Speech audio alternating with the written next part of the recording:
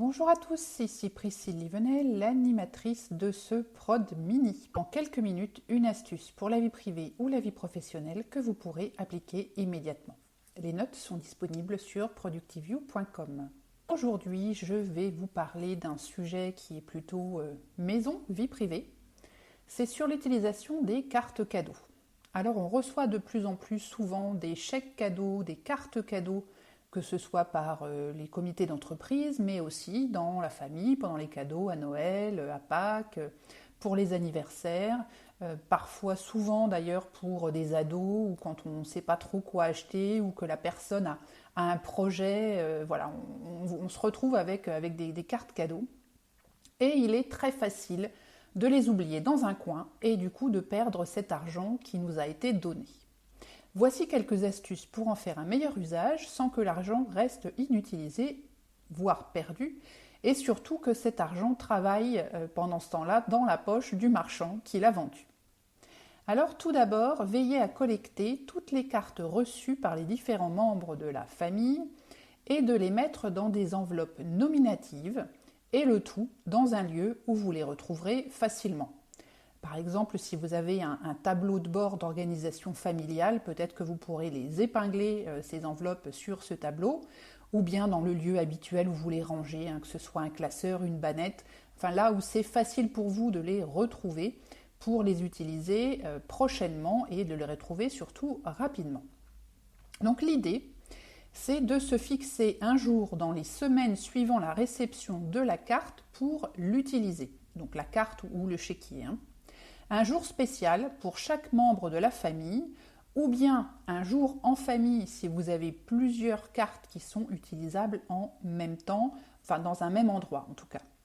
Donc si c'est une carte pour un magasin physique, il faudra prévoir de s'y rendre.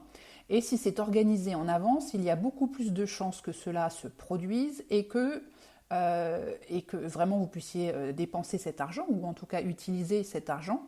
Parce que sinon, c'est un jour peut-être, il faut que j'y aille, et puis on oublie, le temps passe, et la carte, elle est périmée quand on se souvient d'elle. Ou alors, elle se finit dans 3 jours, et vous ne savez vraiment pas quoi prendre, et vous vous rabattez sur un truc dont vous n'avez pas forcément besoin.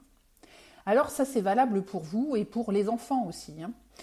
Donc on va prévoir un jour avec eux, avec chacun de vos enfants, ou tous ensemble, pour aller, je sais pas, dans un magasin, chez Decathlon, dans un centre commercial, puisqu'il y a de plus en plus de cartes qui sont utilisables dans des centres commerciaux maintenant, donc on a accès à toutes les boutiques du centre commercial. Et puis si c'est une carte sur un site web, c'est un petit peu plus facile pour s'organiser. Néanmoins, c'est quand même important de le prévoir et de bloquer un moment en disant voilà, samedi prochain, à telle heure, je m'occupe de cette carte.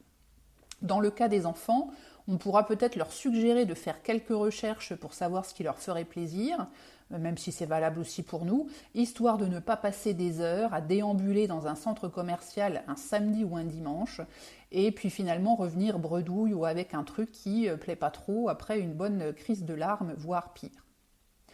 Alors l'autre solution aussi, c'est de pouvoir réoffrir la carte, si elle n'est pas nominative, à une autre personne, particulièrement si la carte est utilisable uniquement dans une boutique où vous n'allez jamais, ou bien si vous ne souhaitez pas vous encombrer avec des choses dont vous n'avez pas vraiment l'utilité.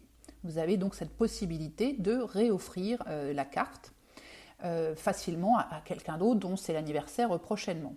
On peut aussi faire une bonne action en utilisant ou en offrant cette carte cadeau ou ce chéquier à des associations de bienfaisance. Et donc là, sur les sites web qui vendent ces cartes, ou bien si vous avez des chéquiers type chèque cadoc ou choses comme ça, vous pouvez regarder là, sur la couverture, il y a toute la liste des boutiques qui prennent les chéquiers, les chèques, et il y a aussi les associations auxquelles vous pouvez faire le don de tout ou partie de ce chéquier. Donc ça permet aussi de faire une bonne action. Pensez aussi au fait que ces cartes et chéquiers peuvent être utilisés pour s'offrir des expériences plutôt que des objets physiques. Par exemple des entrées pour des expositions, des places de théâtre ou de concerts. Offrir des expériences à ses proches ou à soi-même et en emmenant ses proches a beaucoup plus de valeur et marquera bien plus les esprits qu'un vêtement ou un objet qui finira à la poubelle ou au recyclage. Les souvenirs, eux, vont toujours rester. Enfin, il existe de nombreux sites où vous pouvez échanger vos cartes et vos chéquiers, soit contre de l'argent, soit contre une autre carte cadeau qui vous serait plus utile ou plus facile à utiliser pour vous. On vous a offert une carte cadeau Sephora, vous n'avez rien à y acheter et du coup vous vous dites je préférais une carte sur Amazon, voilà. Alors j'ai trouvé 2 sites sur internet, je ne les ai pas testés donc je ne sais pas du tout ce que ça vaut. J'ai trouvé un site qui s'appelle placedescartes.fr, donc comme une place, place des cartes tout attaché.fr, et l'autre qui s'appelle sleepingmoney.com. Alors c'est un nom anglais, mais le site est bien en français, je suis allée voir.